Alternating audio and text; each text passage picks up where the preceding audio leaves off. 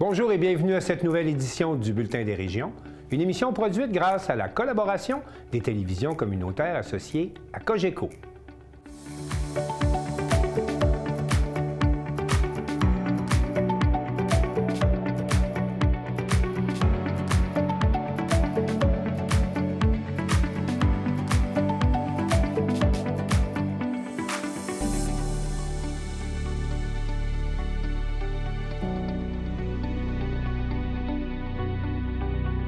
Au sommaire pour vous aujourd'hui, à Portneuf-sur-Mer, un grave accident de la route coûte la vie à une policière. À Montmagny, 3 650 000 $ pour construire une résidence pour les étudiants du cégep de l'Apocatière. À Saint-Raymond, le salon de l'installation septique permet aux propriétaires de sites isolés de mieux gérer leurs eaux usées. À Sainte-Flavie, des consultations pour définir un plan de développement de la zone agricole. À la Malbaie, la relève entrepreneuriale est en vedette à l'occasion de la 28e finale régionale du Gala Ose entreprendre. À Passepébiac, les meilleures raquettes de badminton scolaire s'affrontent à l'occasion du championnat régional. Alors, bonjour à tous! On est en direct du bureau de François Legault aujourd'hui pour le communautaire Est-à-Bout. Oui, partout au Québec, le communautaire est à bout et nous vous présenterons cette semaine 4 reportages qui sont autant de témoignages de la situation des groupes communautaires aux 4 coins du Québec. Voyons tout d'abord quels sont les impacts socio-économiques des groupes communautaires dans nos villes et nos communautés. Prenons par exemple la MRC de Vaudreuil-Soulanges qui vient de dévoiler les résultats d'une étude d'impact socio-économique des groupes communautaires sur son territoire. On y apprend que pour la seule région de Vaudreuil-Soulanges, les groupes communautaires ont effectué pas moins de 360 000 interventions l'an dernier. Félix Savourin-Gonzalez, de CSUR.tv. Le 25 mars dernier, la Corporation de développement communautaire de Vaudreuil-Soulanges dévoilait les résultats de son étude d'impact socio-économique des organismes communautaires. Plus d'une centaine d'acteurs du milieu étaient réunis afin d'assister à la présentation. C'est sur la télé était sur place pour s'entretenir avec le directeur général de la CDC, Sébastien Legros. Aujourd'hui, on se rassemble pour mettre en lumière le rôle essentiel du communautaire dans la région. On a un très beau document qu'on vous présente. On vous a mis des copies sur vos sièges déjà. Donc, l'étude d'impact socio-économique, un projet qui n'est pas arrivé par hasard. Ça fait plus d'1 année qu'on travaille là-dessus. Pourquoi est-ce que c'était important pour la corporation de faire cette étude-là? On voulait pouvoir mieux documenter c'est combien d'employés, c'est quoi les salaires investis, c'est quoi les retombées dans la communauté, même c'est quoi les montants qu'on économise avec des services aux communautaires versus des services ailleurs au public, par exemple. En gros, à peu près 1 année, on a commencé en mai dernier et ça a commencé avec des entrevues avec des utilisateurs de services. Notre chercheur est allé rencontrer vraiment des gens, des aînés, des maisons de jeunes, puis il leur a posé la question, qu'est-ce que ça change dans votre vie, les services, est-ce que vous appréciez ce que vous avez eu? Et la deuxième partie, plus à l'automne, c'était carrément des entrevues pour savoir justement les éléments factuels, combien d'employés, combien de secteurs et c'est quoi les enjeux que vous vivez aussi. Les résultats parlent d'eux-mêmes. Dans la région de Vaudreuil-Soulanges, 50 organismes membres de la CDC rejoignent chaque année plus de 77 000 personnes. Ensemble, ils réalisent plus de 365 000 interventions et mobilisent près de 3 000 bénévoles. Selon la CDC, les retombées économiques directes et indirectes de ces actions s'élèvent à plus de 60 millions de dollars pour la région. Chaque dollar qu'on investit dans le communautaire, ça rapporte 1,84 $ en retombées économiques. Là, les financements, si vous regardez bien, les activités, l'autofinancement, c'est 4 %.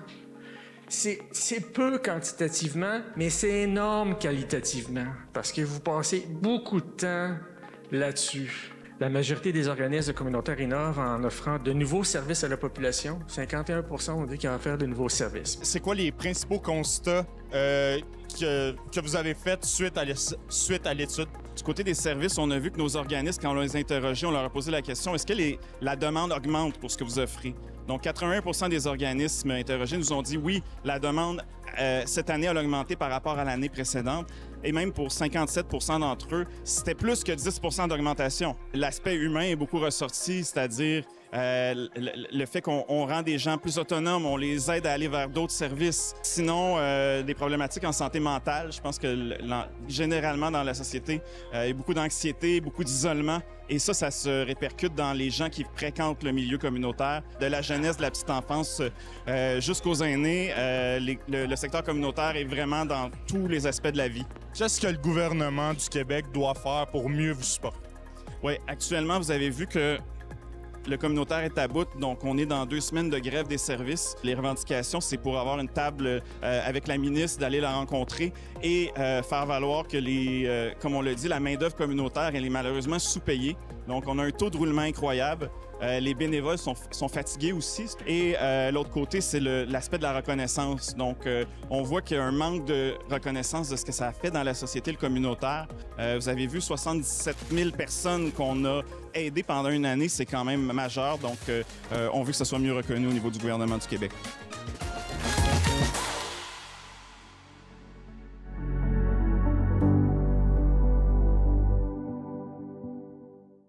Rendons-nous maintenant à Amqui, où l'équipe de la télévision de la Matapédia est allée à la rencontre des représentants des groupes communautaires qui sont descendus dans la rue pour faire entendre leur voix.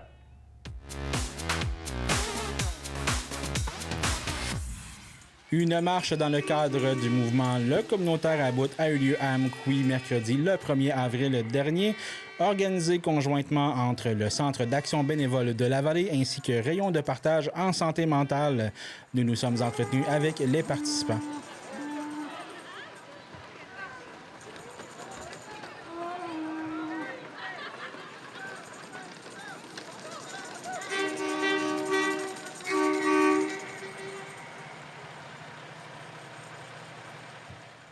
Mercredi 1er avril 2026, l'heure n'est pas au poisson d'avril dans la Matapédia. Les organismes communautaires de toute la région sont descendus dans les rues pour manifester dans le cadre du mouvement Le Communautaire à bout. On va à leur rencontre. Là, aujourd'hui, on se prépare à aller marcher dans la ville d'Amqui. Pourquoi c'est vraiment important puis de se faire voir là, vraiment dans notre région, dans la ville d'Amqui? Bien, c'est parce qu'en fait, une personne sur 3 aura besoin au cours de sa vie d'un organisme communautaire. Fait qu'une personne sur 3, c'est quand même beaucoup. Donc, c'est super important de se mobiliser puis de dire à la population qu'on est important. Parce que si tout ça, ça tombe demain matin, où est-ce qu'on va se ramasser, on ne le sait pas. C'est vraiment essentiel. Il faut peut-être aussi chercher un peu le soutien aussi des gens qui ne sont pas nécessairement dans les organismes. Oui, c'est ça. C'est justement, il faut sensibiliser la population que c'est pas des salaires qu'on veut, c'est qu'on veut aider nous pour que nous, on puisse aider des gens. En fait, c'est ça, hein? On veut dire au gouvernement par nos actions que, dans le fond, le financement qu'on reçoit, c'est de plus en plus par projet. C'est pas à notre mission de base. Puis ça, c'est épuisant parce qu'on doit rédiger des projets pour répondre à leurs critères X, pour avoir des redditions de comptes, des chiffres, des statistiques. Comme par exemple, je vais citer un exemple, le Centre d'action bénévole, bien, 80 % de leur financement sont des projets. Donc, seulement 20 % c'est pour la mission de base. Donc, c'est des emplois précaires. C'est tout ça qui en découle.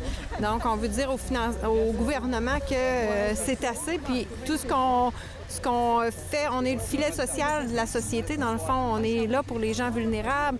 Donc, tout ce qu'on fait, c'est essentiel.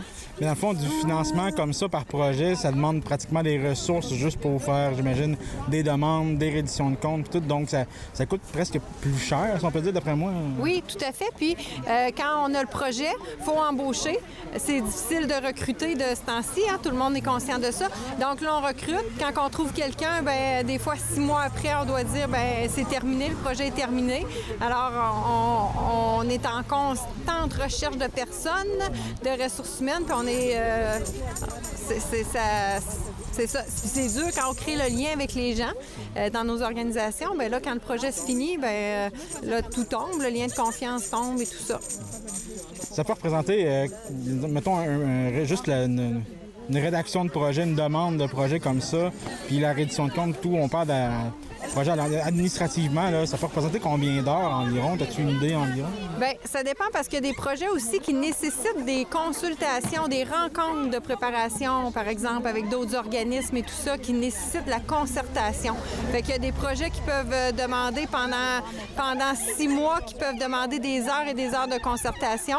Il y a des projets puis de rédaction, bien là, peut-être on parle d'une vingtaine d'heures, de reddition de compte, encore plusieurs heures. Donc, ça dépend de chacun des projets. Mais si ce serait à notre mission de base, ça serait beaucoup plus simple. On pourrait se dédier à notre mission dans ce temps-là, à aider les gens à réaliser notre mission d'aide, d'entraide respective de chaque organisation. Ici, dans la vallée de la Matapédia, ça peut être combien d'organismes un peu qui ont cet enjeu-là de financement de missions de base versus des projets?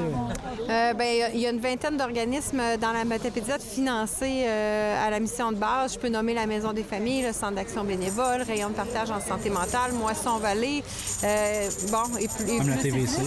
La télévision communautaire, tout à fait. C'est pas le même financement, mais en tout cas... Mais c'est ça, c'est des finances. C'est ça, le même principe de financement à la mission de base.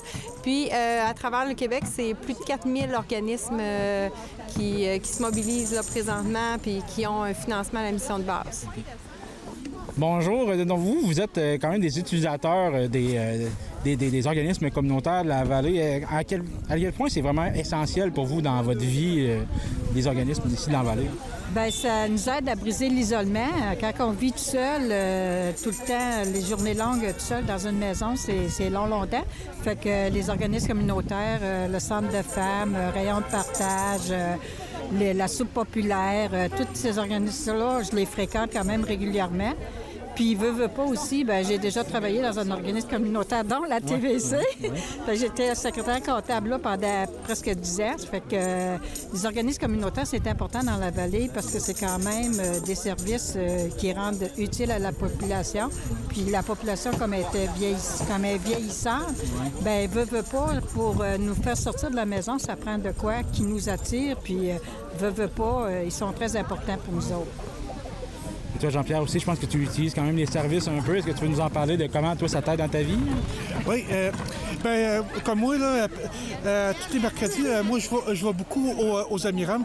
Pour les personnes qui ont un handicap, les services communautaires, c'est vraiment important. Et même aussi au rayon de partage. C'est pas mal ça. Et pas mal tous les organismes sont tous importants. Et ça nous y prend, absolument. Sébastien, dans la Matapédia, aujourd'hui, on marche. Pourquoi? Pour faire entendre le message de la mobilisation, le communautaire à bout, un meilleur financement à la mission des organismes communautaires pour offrir des meilleures conditions de travail, une meilleure rétention des équipes. Puis, on a combien d'organismes dans Matapédia qui ont décidé d'embarquer dans le mouvement? On a actuellement 12 organismes qui ont un mandat de grève, donc la grève là, qui est depuis la semaine passée. Et plusieurs autres organismes là, qui soutiennent le mouvement là, sans avoir nécessairement pris officiellement un mandat de grève. Le 2 avril, il y a du monde de la Matapédia qui partent pour aller manifester à Québec. À combien de participants on s'attend de ce côté-là? L'envergure du rassemblement à Québec, est-ce que tu as une idée de l'ampleur du rassemblement? En date d'aujourd'hui, les nouvelles qu'on a, c'est qu'il y a 140 autobus de confirmés qui se dirigent vers Québec demain, d'un peu partout au Québec. Donc, potentiellement, le plus les gens qui vont se déplacer par d'autres moyens, autour de 10 000 personnes qui pourraient se retrouver à l'Assemblée nationale demain là, pour le grand rassemblement. Yes. Merci.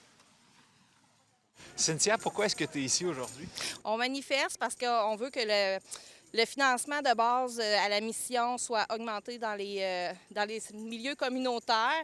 Dans le fond, on tient à bout de bras le filet social avec des miettes seulement. Puis encore plus, nous, dans les organismes communautaires familles, c'est 0 d'augmentation qu'on a eu dans le dernier budget. Donc, on milite pour justement avoir les moyens de pouvoir continuer à offrir les services à la population. Puis, sachant que les besoins sont grandissants, bien, c'est important de financer le milieu communautaire. Est-ce qu'avec toute la hausse du coût de la vie et ces choses-là dans les dernières années, vous avez vu une augmentation de fréquentation dans vos installations? Ah oui, vraiment. Oui, on voit vraiment qu'il y a des familles qui sont plus vulnérables au niveau économique. Depuis qu'on a mis un frigo partagé, il y a beaucoup de gens qui ont de la difficulté à se nourrir, au niveau du logement aussi. Donc oui, on voit vraiment une hausse de l'achalandage, mais malheureusement, les moyens financiers pour répondre à la demande n'augmentent pas. Donc on a besoin de donner de plus en plus de services, puis avec un budget limité.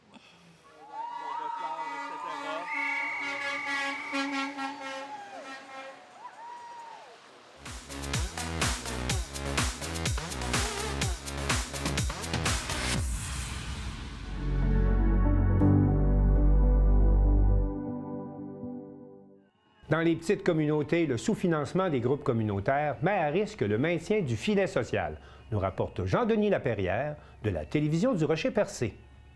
Le communautaire à bout est un mouvement qui a commencé à Shawinigan afin de dénoncer le sous-financement chronique des organismes. Des représentants d'organismes de la MRC du Rocher-Percé se sont regroupés devant le Miche Café de Chandler pour sensibiliser la population à la réalité des organismes, car cette réalité n'est pas juste dans les grands centres, mais aussi ici en Gaspésie, comme le souligne Charlie Paquette-Dupuis, coordonnatrice de Produire la santé ensemble et déléguée de la cellule locale Rocher-Percé de communautaire à bout. Le sous-financement, il se fait sentir en ville, il se fait sentir en région. Les revendications sont les mêmes, c'est d'avoir un financement à la mission, puis de pouvoir comme ça offrir des conditions décentes à nos travailleurs, travailleuses, puis aussi de pouvoir bien prendre soin de la population qu'on dessert, puis d'offrir les meilleurs services possibles. Malgré qu'on est une petite communauté, elle sent la population derrière eux. On est des petites communautés, on se connaît bien, les gens nous connaissent et puis on sent que la population est derrière nous. Hier, on s'est promené dans tous les commerces pour aller porter des affiches, puis la réception était vraiment positive. Là. Les gens nous en parlent en bien, fait que c'est beau de voir ça. Si l'argent est essentiel, le combat d'aujourd'hui porte aussi sur le respect du rôle que jouent ces organismes. Pour le milieu communautaire, il est temps que l'État les traite comme de vrais alliés du réseau public.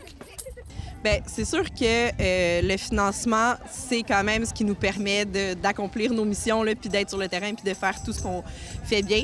Mais au-delà de ça, il y a aussi il y a la reconnaissance, en fait, de notre travail, puis qu'on est un partenaire essentiel là, dans le filet social. Fait que clairement, le plus important, c'est un financement à la mission. Puis de cela va découler comme une reconnaissance, puis ça va nous permettre aussi d'offrir de meilleures conditions à nos travailleurs-travailleuses. Ils ne veulent plus seulement être entendus, ils veulent s'asseoir avec le gouvernement. C'est les revendications, en fait, du communautaire à bout, là, c'est-à-dire il exige une table de négociation avec le communautaire pour pouvoir négocier là, un meilleur financement à la mission, puis une reconnaissance aussi là, des organismes sur le terrain. Quel est l'impact réel du sous-financement sur les activités, les employés et les bénévoles de notre région? Charlie Paquette-Dupuis nous dresse un portrait global de la situation. Bien, ce qu'on remarque en fait sur le terrain, c'est que les besoins, ils se complexifient, ils sont de plus en plus importants, fait qu'on a besoin de pouvoir offrir vraiment des services diversifiés de qualité, puis ce que ça permet un financement à la mission, en fait, là, c'est de vraiment se concentrer sur ce qu'on fait, c'est-à-dire offrir les services et non nécessairement toujours être en campagne de financement et non plus de toujours être en train d'adapter nos services aux différents financements, mais on est les personnes sur le terrain qui connaissons les usagers et usagères, puis on est les plus à même là, de définir les services qui sont les plus appropriés pour eux. Bien, c'est certain que ce qui est beau dans le milieu communautaire, là, c'est vraiment la résilience, puis les gens, ils sont là parce qu'ils y croient. Fait que, clairement, c'est super beau à voir. Par contre, ce qui est plate, c'est que les convictions, ça paye pas le loyer, hein. Fait que, à un moment donné, ça arrive on a déjà des collègues du communautaire qui nous ont quittés parce qu'ils n'arrivaient plus, ils se mettaient eux-mêmes dans des situations de précarité économique. Puis c'est ça l'enjeu, en fait, c'est que les gens qui sont là de mission et de cœur puissent rester dans le métier qu'ils ont choisi, puis puissent offrir des services de qualité aux personnes. Des représentants du Centre d'action bénévole Gascon-Percé et des Maisons des jeunes nous expliquent leur quotidien. Les besoins sont grandissants, Puis l'aide n'est pas toute là. T'sais, on n'a pas beaucoup de bénévoles pour répondre à la demande. On a besoin de subventions pour répondre aux besoins d'aide alimentaire. On a besoin que ce soit plus facile d'accès. Là, on a des listes d'attente pour la popote roulante, par exemple. On a le dépannage alimentaire qu'on reçoit des demandes, mais que finalement, on ne peut pas répondre à toutes les demandes. On a aussi les accompagnements médicaux qui sont de plus en plus chers. Il y a des gens qui peuvent même plus se permettre qu'un bénévole vienne puis payer son essence là, comme pour se rendre à son rendez-vous médical. Bien, elle se reflète au quotidien. C'est des gens qui, on est des poules pas de tête un peu partout dans le bureau à répondre à des besoins toujours plus urgents. On n'arrive pas à répondre à la demande. Puis en plus, on a un employé en moins là, parce qu'il y a des congés de maladie qui se prennent. Pas le choix, sont à bout. En fait, nous, on organise beaucoup d'activités aussi. On a des activités extérieures. On a besoin aussi de transport, que maintenant, c'est très dispendieux pour se déplacer aussi, pour venir à la maison des jeunes aussi. Parfois, les parents travaillent, ne peuvent pas venir les emporter.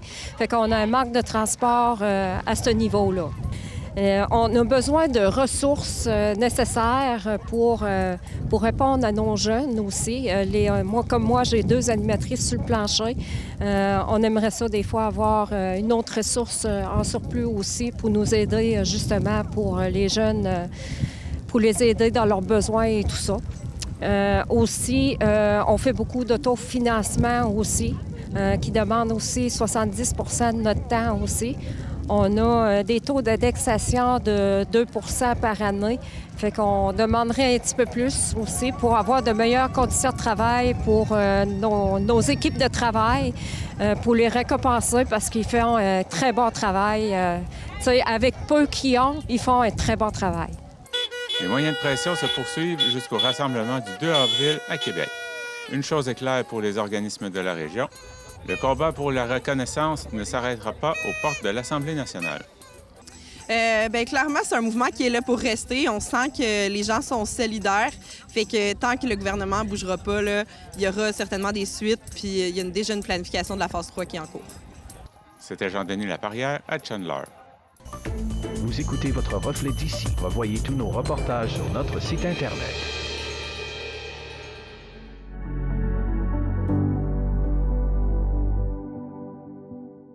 Voyons maintenant le reportage préparé par l'équipe de CTRB qui démontre bien que le communautaire est à bout partout au Québec. On y voit d'abord une manifestation à l'Assomption, au bureau du député et premier ministre François Legault. Cela se poursuit à Lavaltrie, au bureau de la ministre Caroline Proulx, pour se terminer devant l'Assemblée nationale à Québec à l'occasion de la grande manifestation des groupes communautaires. Alors, bonjour à tous. On est en direct du bureau de François Legault aujourd'hui pour le communautaire est à bout. Une ambiance de feu. On regarde. Regardez l'ambiance ici. Le communautaire est à bout. Pour la MRC d'Autrey, les gens se sont mobilisés, les organismes communautaires. En direct de l'Assomption aujourd'hui.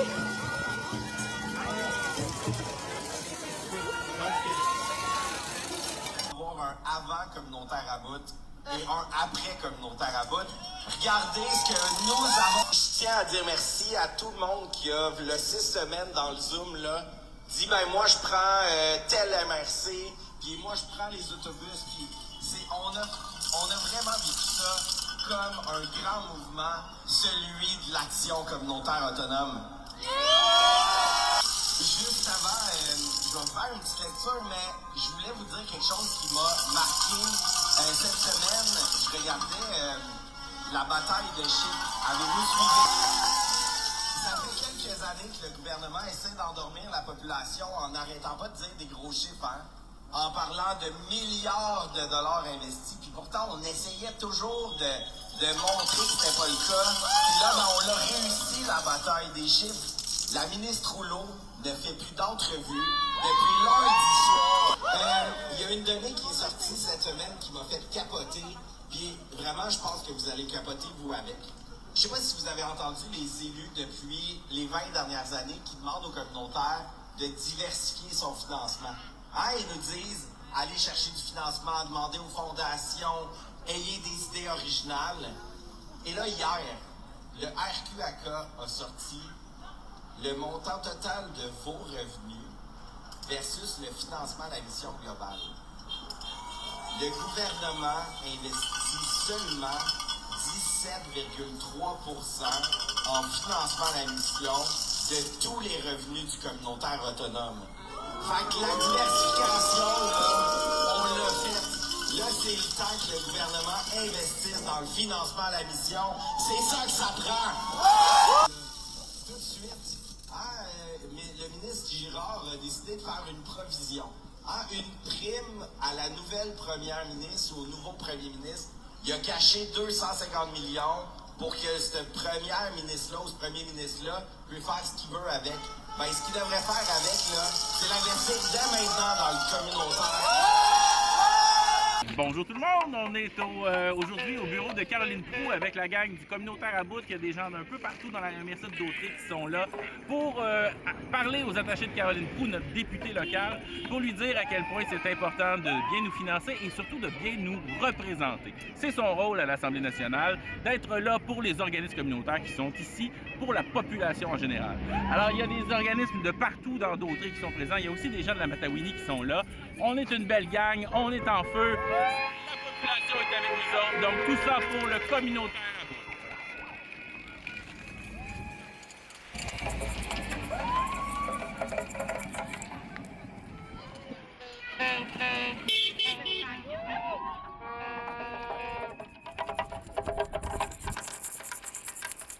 Oui, alors on est dans ce mouvement historique, le communautaire à bout.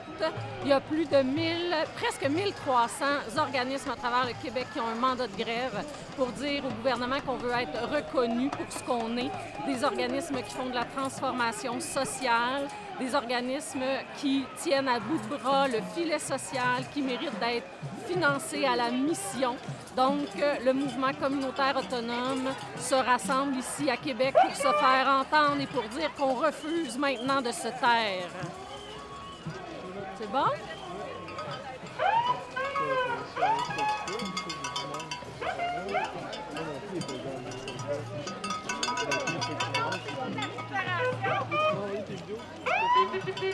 Puis sa réponse a été de dire « Ouais, ben tu sais, vous savez, de l'argent, tout le monde en veut, puis faut aller la chercher où est-ce qu'elle est, tu sais, dans les fondations philanthropiques, tu sais, il y en a de l'argent au gouvernement d'aller chercher l'argent dans les poches des plus riches pour la redistribuer dans le filet social puis dans le communautaire. C'est pas à nous. Voilà.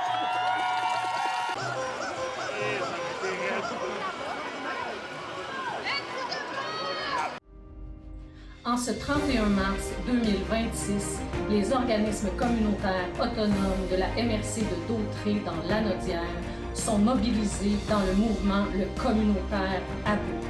Nous nous joignons à l'ensemble des groupes du Québec pour vous dire qu'en cette fin d'année financière, nous sommes à bout, mais debout. 5, 4, 3, 2, 1... Au trouvailles de Mandeville. Le carrefour pour souffler à tête reposée est à bout. En direct du centre d'action bénévole Dautrey à Berthier, on est à la Maison des Jeunes, sens unique, secteur Brendune de Saint-Gabriel et à son point de service de Mandeville, on est à bout. La Maison des Jeunes de la Valtrie est à bout. Faut que ça change. À Source de vie de Saint-Gabriel, on est à bout. L'Association des personnes handicapées Dautrey-Sud, on est là! À Cible Famille Brandon, on est à bout! Travail de rue secteur Brandon, on est à bout. Cruel est à bout! Centre d'action bénévole Brandon, on est à bout! en direct du groupe d'entraide en toute amitié, organisme de lutte à la pauvreté de la région de Berthierville. On est à bout! À la maison de la famille aux 80, on est à bout! En direct de la Maison des Jeunes de Berthier et de Saint-Barthélemy, on est à bout!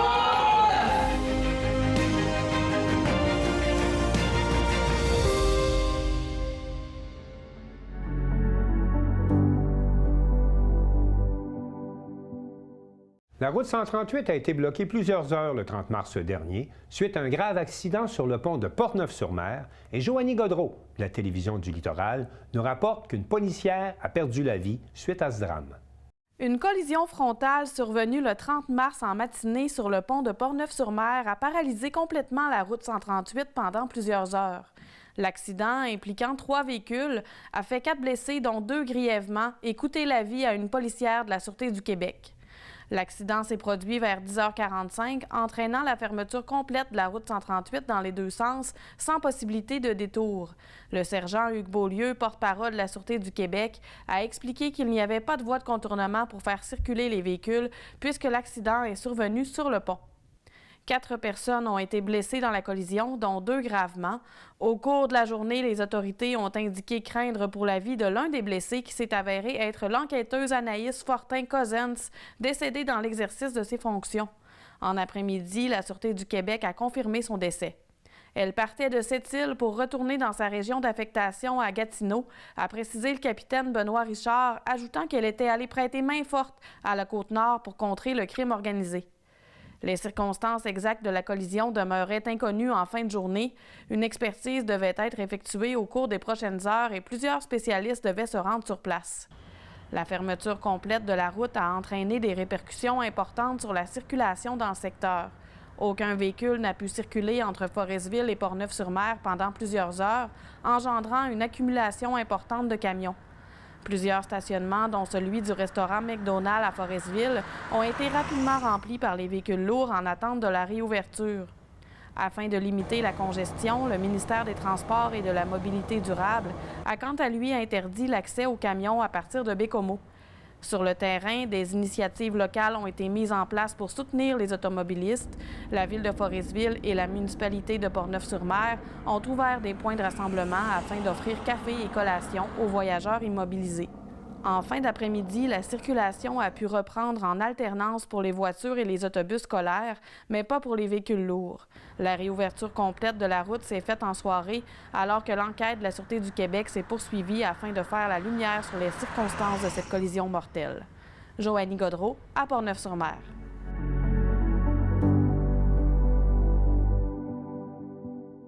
Grâce à une subvention de 3 650 000 $, une résidence étudiante de 28 chambres sera construite à Montmagny. Explication par Mario Lacombe de CEMA TV.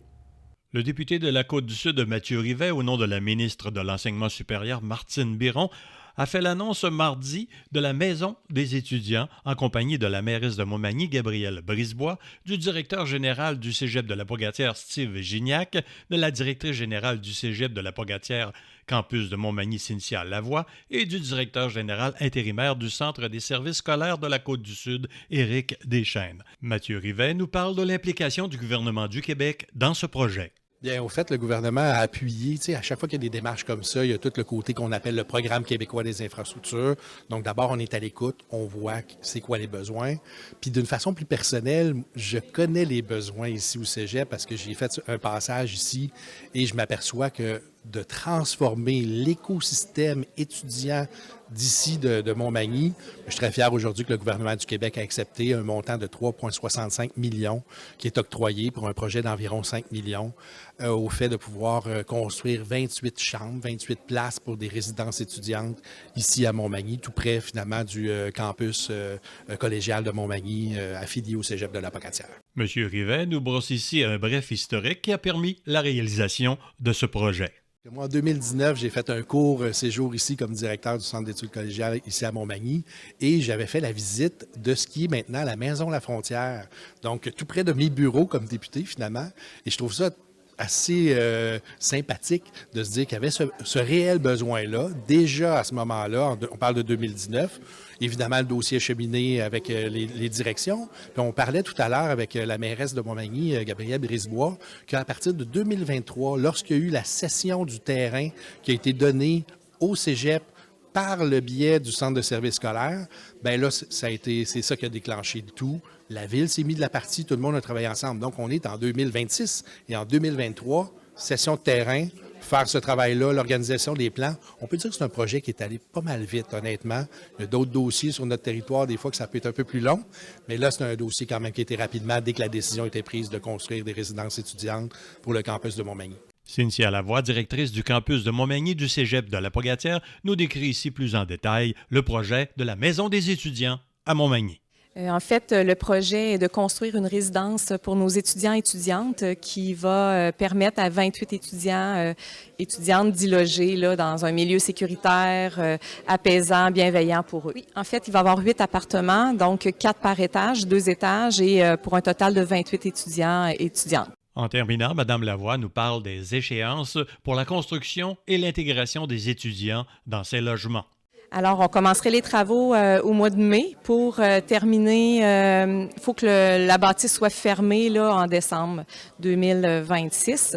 Donc, on va monter les appartements, installer du mobilier neuf à l'intérieur pour que les étudiants puissent commencer à y loger à partir de juin 2027, parce qu'on a une clientèle qui fait partie du programme Régie et technique scénique qui, eux, ont des cours qui commencent déjà à l'été. Là. Donc, on va commencer en juin 2027. Ce projet de construction de la future résidence étudiante constitue une étape importante pour le campus de Montmagny. Il illustre concrètement la volonté d'offrir un milieu d'études de qualité stimulante et solidement ancré dans sa communauté. Ce projet structurant renforcera le développement et l'attractivité du campus où les programmes attirent des étudiants et étudiantes de la région de partout au Québec et de l'international. Mario Lacombe à Montmagny pour CMA TV. Information.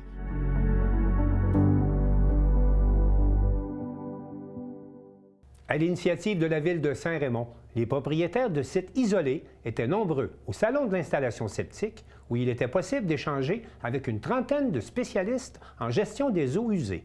Un reportage de Papa Moussa Camara de CJSR. C'est qu'actuellement, on envisage changer éventuellement notre système traitement de nos eaux usées là, dans les résidences isolées. Puis on est venu ici pour voir les différentes compagnies qui peuvent offrir des solutions. La deuxième édition du Salon de l'installation septique de Saint-Raymond a attiré de nombreux citoyens soucieux de mieux comprendre la gestion de leurs eaux usées et de leur approvisionnement en eau. Oui, en fait, on a fait un salon de l'installation septique pour aider les citoyens de Saint-Raymond et du comté aux alentours pour leur mise aux normes des installations septiques qu'ils devront faire. Donc, on vient aider le citoyen à faire leur démarche au niveau de leur test de sol, de leur îlot potable, de leur traitement d'eau, de leur excavateur. C'est vraiment un endroit où on va trouver plein d'experts dans le domaine de l'installation septique pour les aider à faire leur démarche. Organisé au centre multifonctionnel Roland Dion, par la ville, l'événement a réuni samedi une trentaine d'experts dans les domaines de l'installation septique, du traitement de l'eau et de l'environnement. Pensé pour accompagner les propriétaires appelés à remplacer leur installation dans les prochaines années, le salon proposait conseils pratiques, explications techniques et informations sur les démarches à entreprendre. En fait, ici, vous avez tous les entrepreneurs qui peuvent vous aider dans la construction ou la rénovation d'une installation septique, ce qui est important. On fabrique des savons bio pour c'est moins dommageable pour les faux septiques. C'est pour ça qu'on est ici. On est des chasseurs aussi. Aujourd'hui, on vient présenter des systèmes de traitement d'eau, particulièrement pour les pluies. Donc, on a beaucoup de pluies problématiques au Québec. Et en fait, la première chose à faire pour du traitement, c'est de procéder à des analyses. Donc, je suis la première étape de tout ce processus. On est propriétaire d'un chalet qui a un système de fosse septique. On voulait valider sa durée de vie et comment ça fonctionnait, et s'il fallait le changer ou juste le mettre à niveau. Est-ce que vous êtes satisfait de ce que vous avez trouvé aujourd'hui? C'est vraiment formidable que Saint-Raymond offre un salon d'une telle envergure. Ça nous permet de voir un petit peu l'ABC, comment ça fonctionne, les tests qu'il faut faire au préalable pour nous permettre de décider des suites à donner, est-ce qu'il faut changer notre système ou pas, s'il faut changer, mais quel genre de système qu'on peut se permettre d'avoir par rapport à notre configuration de notre chalet. Donc c'est intéressant, c'est tous des spécialistes qui nous permettent d'aborder ces questions-là. faire une recherche sur Internet, c'est jamais évident de savoir si la personne peut l'entreprise peut faire des travaux dans Port-Neuf. Alors ici, tout le monde peut faire des travaux, c'est très intéressant. À Saint-Raymond, seulement plus de 3700 propriétés sont équipées d'une installation septique. Un enjeu bien concret pour plusieurs résidents. Tout ça est dans un but ultime de respect de l'environnement. Donc, la Ville, pour aider les citoyens, en fait, depuis plusieurs années, on fait faire des caractérisations des installations septiques. Donc, évidemment, si on veut que nos citoyens puissent se mettre aux normes, on veut les aider dans tout ça. Donc, le but du salon, c'est qu'ils puissent avoir les réponses à toutes leurs questions pour pouvoir justement faire la mise aux normes de leur installation septique. En fait, le grand défi, ce sont les lacs. On a plusieurs lacs à Saint-Raymond, le lac Sept-Îles, le lac Canal, le lac Rita, le secteur du lac Sergent. Et on veut protéger nos surfaces, nos lacs. Donc, lorsque l'installation septique est désuète, n'est pas conforme, ça va venir polluer les lacs réguliers. C'est pour ça qu'on insiste auprès de nos citoyens, nos propriétaires, d'avoir des installations septiques conformes pour justement éviter qu'il y ait des problématiques au niveau de l'environnement. Je m'attendais à un minimum de 500 personnes, mais j'ai l'impression que ça va bien aller. Là. Il y a quand même beaucoup d'influence depuis ce matin. Il y a beaucoup de monde depuis ce matin.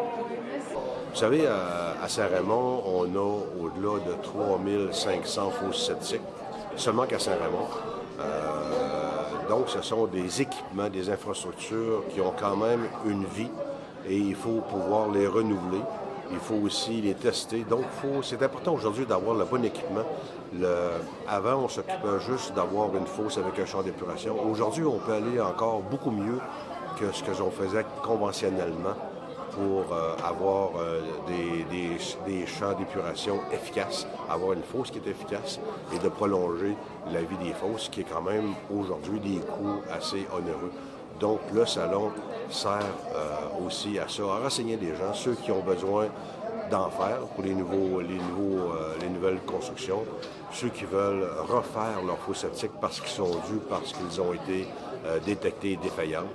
Et en même temps, savoir comment entretenir sa fosse septique, c'est important aussi parce que ça fait partie de la durée de vie d'une fosse.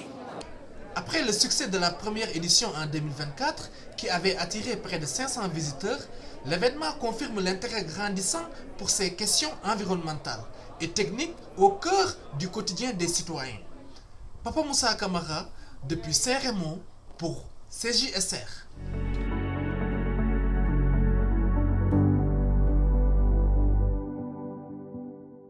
Dans la MRC de la Métisse, des consultations sont actuellement en cours pour la préparation d'un nouveau plan de développement de la zone agricole et le journaliste Marc Després rencontre Jonathan Ferté de la MRC de la Métisse pour discuter des enjeux de ce nouveau plan. Eh bien, Jonathan Ferté, nous étions à Sainte-Flavie il y a de cela quelques semaines. On avait parlé de 2 événements qui s'en venaient. Ils ont maintenant eu lieu. Quel bilan vous en faites? Très positif. Des expériences vraiment intéressantes et enrichissantes. En fait, on a commencé la semaine dernière à Saint-Gabriel en soirée. Donc, il y avait quand même 30-35 personnes qui étaient présentes à Saint-Gabriel, plusieurs entreprises agricoles. Et aujourd'hui, on était à Sainte-Flavie de retour avec 25-30 personnes. Donc, au total, une soixantaine de participants de tous horizons, entreprises agricoles, propriétaires fonciers, des élus, des maires de municipalités. Donc, oui, un beau bilan, mais surtout des échanges intéressants et des échanges entre tout le monde, entre les élus, entre les agriculteurs, entre différentes personnes qui se sont échangées sur les réalités de l'agriculture actuelle. Et ça, c'est un élément, je pense, qui est important quand on parle d'une mise à jour du PDZA. Donc, c'est un élément important. Bien, pour nous, c'était important de le faire pas simplement dans un bureau, dans notre coin, mais de le faire avant tout en discutant avec les gens. Ce qu'on ne voit pas, c'est qu'il y a eu une démarche avant ça, qui était une démarche fermée, mais quand même avec plusieurs personnes. Il y a eu 25 personnes de mobilisées pendant déjà 2 rencontres, pour identifier des actions, identifier des priorités, identifier des moyens. Et là, on était au stade de validation ou de priorisation avec une ouverture pour tout le monde de donner son avis, de donner sa priorité sur l'agriculture de la Métisse qui concerne tout le monde, finalement. Et bon, il y avait eu quand même des ateliers. On en a un exemple juste derrière vous, justement. Donc, c'est l'une des prises de parole qui a eu lieu, là. C'est ça. J'ai essayé de ne pas être trop long. J'ai fait une présentation de ce qu'est l'agriculture de la Métis pour qu'on ait tous la même base de connaissances sur notre agriculture. Mais ensuite, les participants étaient invités à aller sur 3 stations, on va dire 3 kiosques avec les panneaux comme on le voit en arrière. C'était sur 5 kiosques. Chaque kiosque représentait une thématique différente. Ici, c'est l'environnement d'affaires. Et à partir des actions ou des idées que les gens avaient données dans les précédentes rencontres, on a identifié des chantiers. Les gens venaient discuter des chantiers, soumettre des nouvelles idées, donner leurs commentaires et voter. On voit les petits collants. C'était pour voter sur leurs priorités.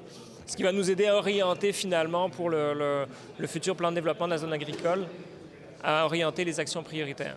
Et là, quelles sont les prochaines étapes à venir? Les prochaines étapes, là, la consultation publique est terminée.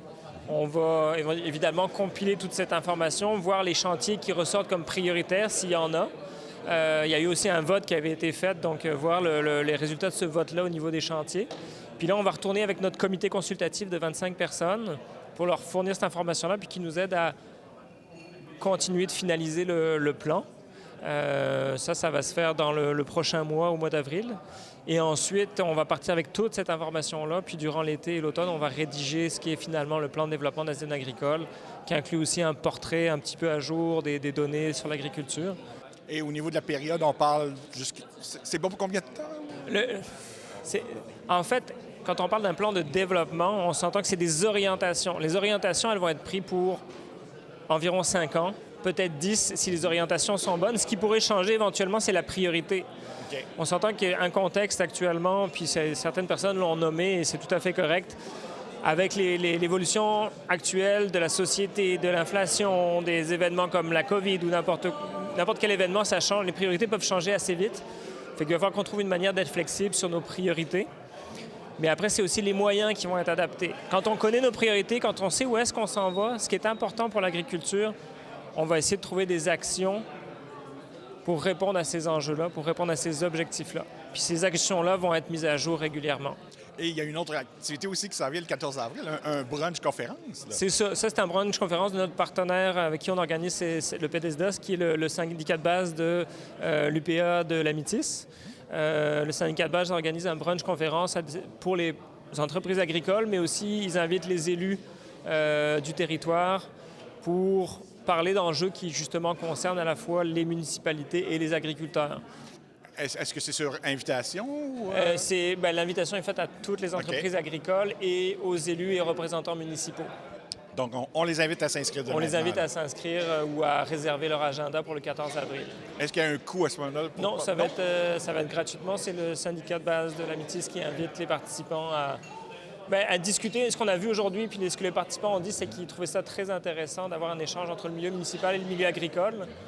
Mieux se comprendre, mieux se connaître pour éventuellement mettre en place des choses ensemble. Puis cet événement-là du 14 avril, ça fait partie déjà... On est déjà en fait en marche dans notre mise en œuvre du PDZA. Cette action-là, c'est une action qu'on fait conjointement avec le syndicat de la Métis pour faciliter le dialogue entre les municipalités et les agriculteurs. Est-ce qu'on prévoit à ce moment-là un avant-midi complet? Ou... C'est un 9h30, 14h30. Oh, quand même! Avec le brunch inclus. OK. Donc, une belle demi-journée, on va dire, au sujet de l'agriculture et des municipalités. On s'inscrit directement à la MRC? C'est le syndicat de l'UPA de la Métis qui va lancer les invitations. Ça va être auprès d'eux autres les invitations devraient partir ou l'information devrait partir bientôt. Donc, ceux et celles qui sont intéressés, donc, surveillez vos courriels. Surveillez vos courriels, surveillez Il va y avoir une invitation, je pense, qui va être faite à toutes les entreprises agricoles et aux représentants municipaux. Donc, on se dit satisfait de la démarche jusqu'à maintenant? Très satisfait. Comme je dis, je pense que les échanges ont été riches, intéressants et vont vraiment servir définitivement à nous orienter puis à nous aider à avancer dans ce qu'on veut pour la Métis. Bien, merci beaucoup. Merci à vous.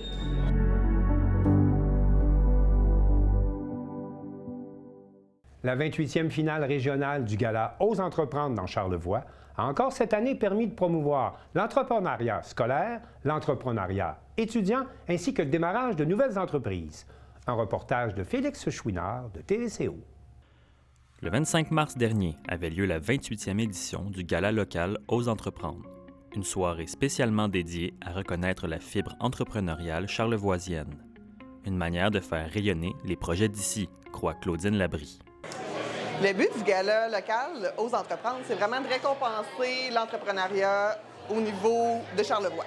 On a l'entrepreneuriat scolaire, étudiant et la création d'entreprises dans le volet adulte, puis c'est de les faire rayonner le plus possible.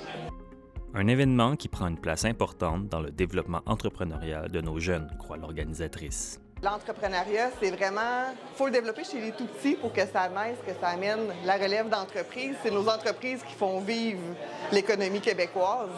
On en veut plus, on en veut qui nous ressemblent. Donc, dès l'âge du primaire, on essaie de développer ces qualités entrepreneuriales-là, la débrouillardise, la créativité, l'esprit d'équipe, pour qu'une fois adulte, on assiste à des belles créations d'entreprises qu'on a vues ce soir. La soirée aura permis de récompenser 10 projets, dont 5 réalisés par des étudiants ou étudiantes de la région.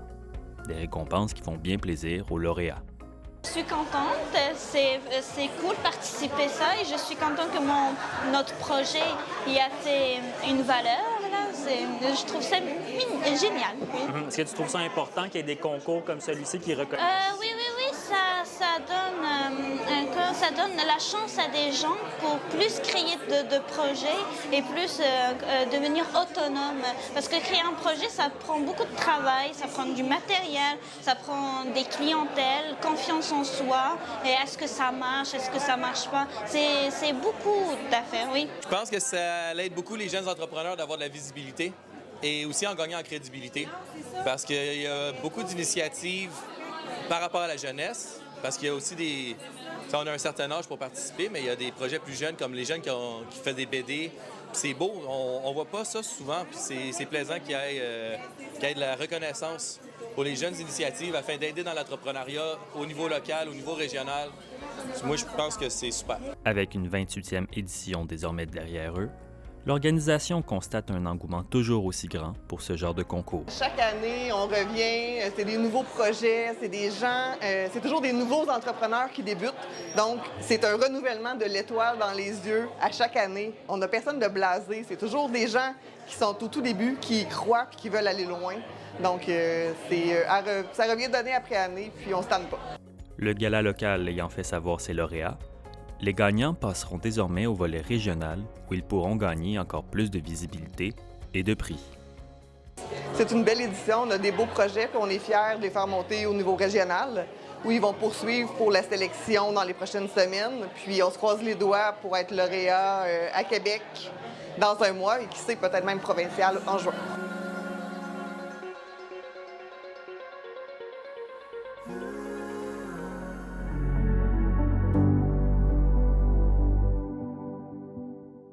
Intensité et talent étaient réunis à Passepébiac à l'occasion du championnat provincial de badminton scolaire et Simon Thériault de Télévague y était. Le meilleur du badminton scolaire régional était au rendez-vous à Passepébiac. Du 27 au 29 mars, le complexe sportif a vibré au rythme du championnat régional, où joueurs et joueuses ont offert un spectacle relevé devant une foule venue en grand nombre. Un rendez-vous marqué par l'intensité, le talent et une qualité de jeu impressionnante. On en parle avec l'acteur principal de ce championnat, Gabriel Potvin, organisateur et entraîneur. Ça va très bien, les matchs roulent. Je te dirais que la quantité de matchs, les gens ne comprennent pas des fois, mais c'est impressionnant la quantité de matchs qui a épuré.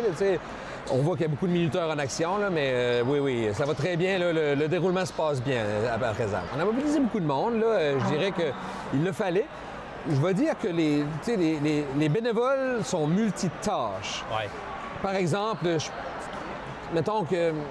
C'est parce qu'il ne faut pas t'as trop de bénévoles. À un moment donné, tu t'y perds, là, puis tout le monde d'émission, puis il y a des gens qui sont assis sur leurs mains après un certain temps. Ouais, mais ça. Non, je veux dire, les gens qui font les premiers soins, j'ai 2 gens qui font les premiers soins, Justine Joseph, Alexandre. J'ai des gens qui font aussi les photographes. J'ai un photographe qui est scolaire tu sais, qui fait à l'école, Abigail. L'arbitrage. J'ai aussi une équipe qui travaille beaucoup sur appeler les matchs. Oui, c'est ça. J'ai comme. On est très multitâche. L'équipe de soins va comme minuter, peut embarquer pour de l'entraînement, du coaching. N'importe qui pourrait être appelé à faire plus qu'une chose. Puis ils le font bien. Ouais, même que je dirais que mes minuteurs premiers soins, ils ont travaillé de nuit. Ah oui, à ce point-là? Oui, comme mes deux infirmiers, comme Alexandre Joseph et Justine Joseph, littéralement travaillaient dernière nuit, faire comme des chiffres de minuit à 8 ou du 4 à minuit, reviennent ici avec quelques heures de sommeil pour minuter, promènent, font du coaching. Même chose pour d'autres personnes. J'ai Maud Raymond qui est parti de Québec hier pour arriver à temps pour le régional. Monsieur Diane Prentice, moi, mais... On peut pas toutes les nommer. Il y en a tellement. Mais il faut être reconnaissant de ces gens-là. C'est sûr. J'ai aussi demandé à Gabriel comment se comportait son équipe locale, le Rouge et Noir de Passepébiac, durant la fin de semaine du tournoi. Notre équipe, une belle équipe. C'est sûr que j'ai passé, on a mis beaucoup d'années dans notre équipe. Puis on essaie de viser des jeunes qui aiment bouger un peu, mais aussi des jeunes qui sont à développer ou des jeunes qui sont juste là pour s'amuser puis frapper du volant. Puis c'est bien correct. Si tu regardes ça, on est un petit peu notre année, mettons, si on regarde le tournoi, l'année passée, on a gagné beaucoup de choses. C'était une année, c'était l'année littéralement que je pense que j'ai plus gagné dans ma carrière. Fait que là les autres équipes regardent en haut. Là. Fait que là, j'ai dit à ma gang, là, c'est plus notre année forte. Les 1 vont se payer contre les 2, les 3 vont se payer contre les 4. À un moment donné, il faut accepter la défaite, puis montrer. Le but, c'est d'accepter la défaite, puis surtout d'être des bons ambassadeurs de la municipalité de Passepébiac. On représente à notre chandail sur le dos, comporte-toi comme un chevalier là, avec les bonnes valeurs. C'est ça. Je les ai regardés un peu tantôt jouer, là, les chandails rouges, puis c'est justement ce que tu mentionnes, là. Que ce soit dans la défaite, dans la victoire, toujours le sourire, une bonne attitude, ils vont parler à l'adversaire aussi, donc ça semble vraiment bien. Puis c'est difficile parce que, tu sais, comme dans un sport d'équipe, tu serres la main en équipe, tu as ton deuil ou tes émotions négatives un peu en équipe, c'est moins pire. Mais au badminton, tes émotions négatives, tu les as seul. Tu sais, puis c'est dur de garder le sourire là, quand tu te fais comme planter à bas pointage. Là. Mais mes jeunes le font bien. Je suis obligé de dire que je suis fier de mes jeunes. Puis ils le savaient, là, que les autres équipes voudraient nous battre. Là.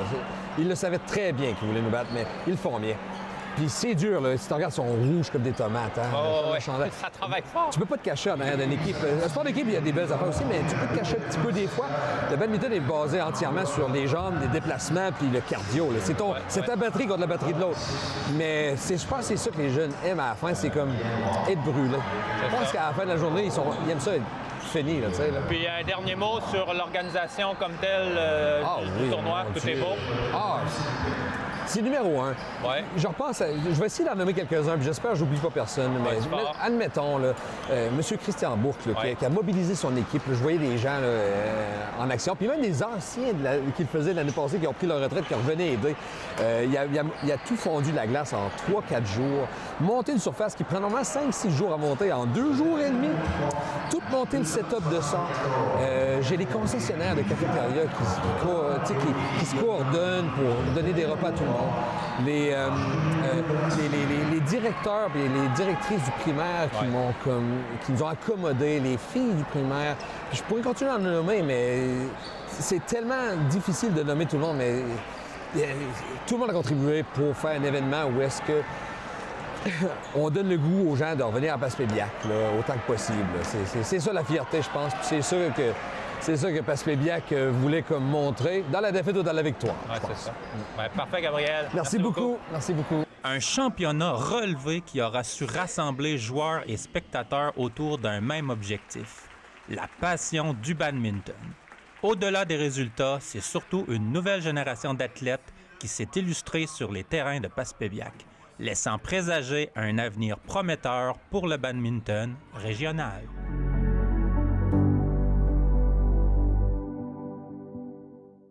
C'est tout pour le bulletin des régions cette semaine. J'espère que cela vous a plu. Je remercie toutes les stations de télévision participantes et je vous dis à bientôt.